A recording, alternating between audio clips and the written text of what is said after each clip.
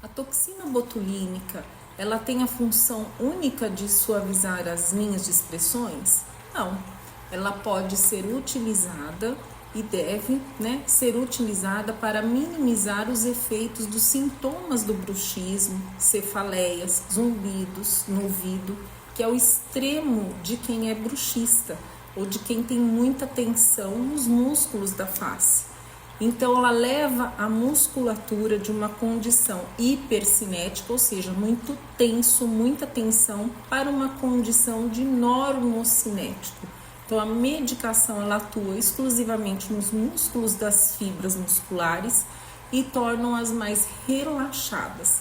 Com isso, contribui muito por um tratamento como, por exemplo, de reabilitação oral ou de muitas trocas de resina.